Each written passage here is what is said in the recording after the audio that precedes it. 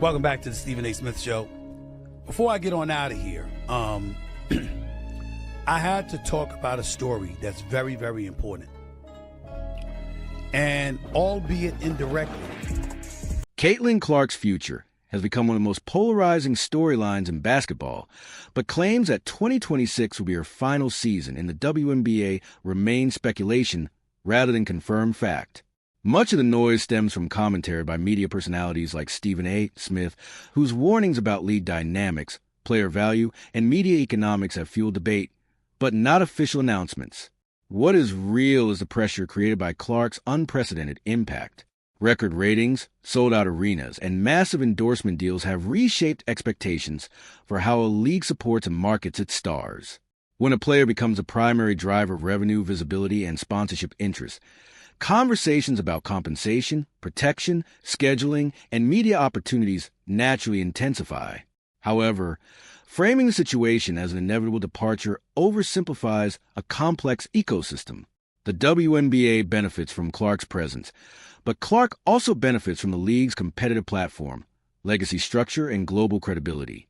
Historically, transformative athletes, from basketball to tennis, have used league platforms to expand their influence rather than abandon them outright. The real story isn't whether she leaves. It's the leverage she represents. Her success is accelerating long overdue conversations about revenue sharing, player marketing rights, media integration, and year-round visibility for women's basketball. If anything, 2026 may mark a negotiation turning point rather than an exit. As debates intensify, one thing is certain. Clark has shifted the balance of power. The question now isn't whether the league can survive without her. It's whether it can evolve fast enough to match the era she's creating. Mismanagement and a business model so fractured it feels like it's pushing its brightest star toward the door have WNBA fans across the United States holding their breath, sensing something bigger unfolding. Stephen A. Smith has become the loudest voice echoing through sports media, warning that you cannot treat the golden goose like a piñata and expect loyalty to last forever. The mood is shifting, the evidence piling up, and reality stings. A laughable salary structure, relentless physical targeting night after night, and the emergence of a lucrative rival league are forming a perfect storm that points toward a possible 2026 departure. The timeline only deepens, aligning with the rookie obligations and the moment she gains the power to choose business and financial security over a league many fans feel has met her brilliance with hostility.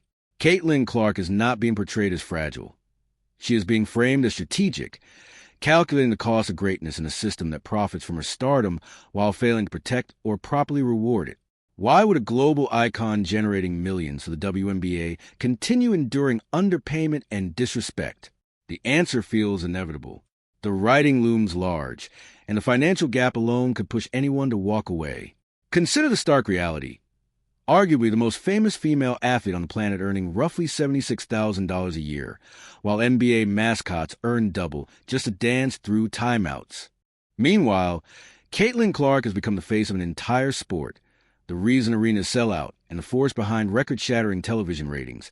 Yet her WNBA paycheck wouldn't even cover the down payment on a modest home in some of the very cities she fills with fans.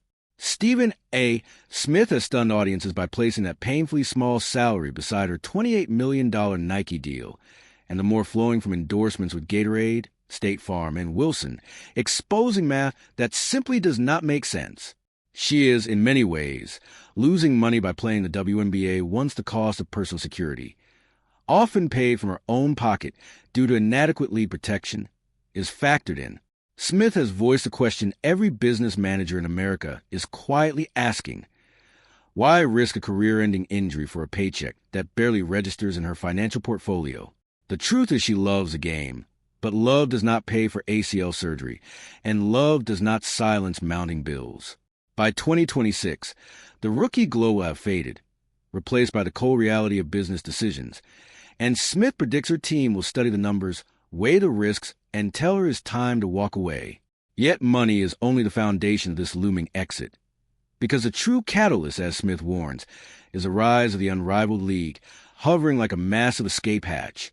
This new 3-on-3 venture, co-founded by WNBA stars Breanna Stewart and Nafisa Collier, is no mere off-season novelty, but a direct challenge to the WNBA's grip on elite talent.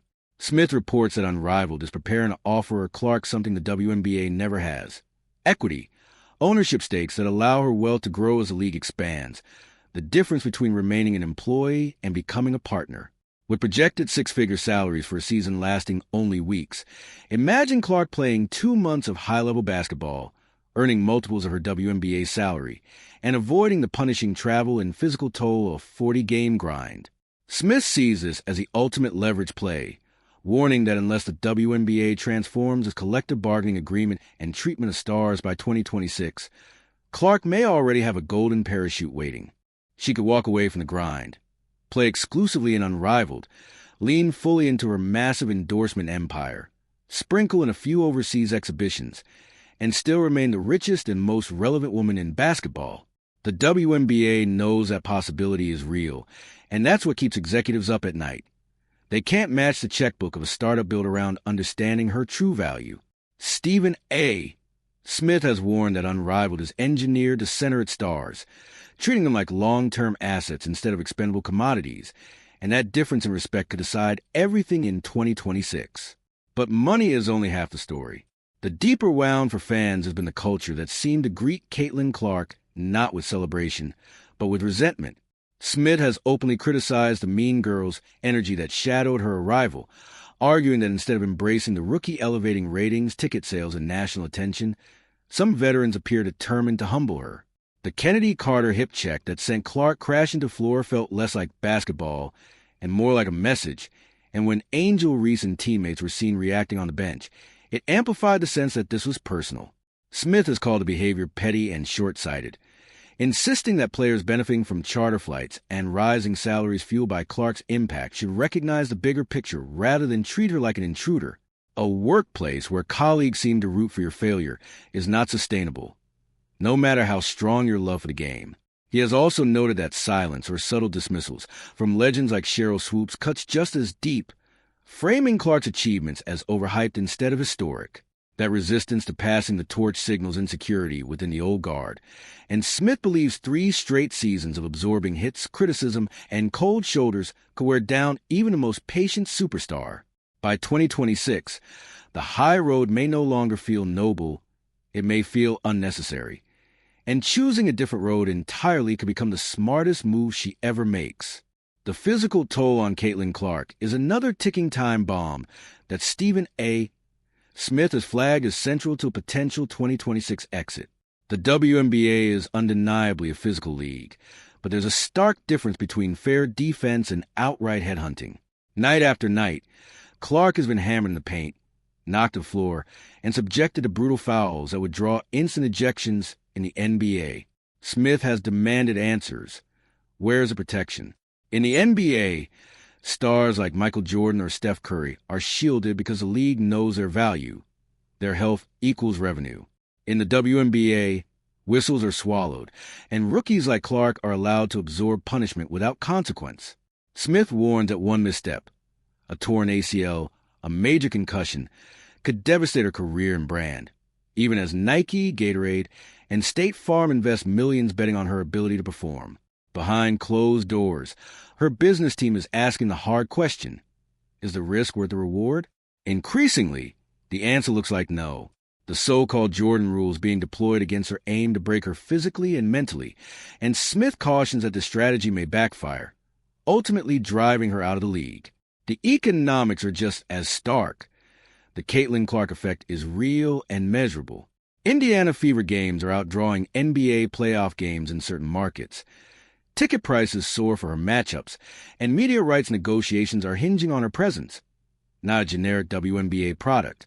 If she walks in 2026, those deals collapse, and arenas risk emptiness while fans follow her to Unrivaled or international exhibitions. Smith has delivered a blunt warning: fix the league or lose her. Every hard foul, every jealous whisper, every ignored opportunity to protect her is another tick on the clock. What should be the WNBA's golden era now feels like a countdown to a breakup. The power dynamic has shifted. Clark holds leverage, the WNBA holds none, and 2026 is shaping up as a year when the music may finally stop. This isn't just a player leaving.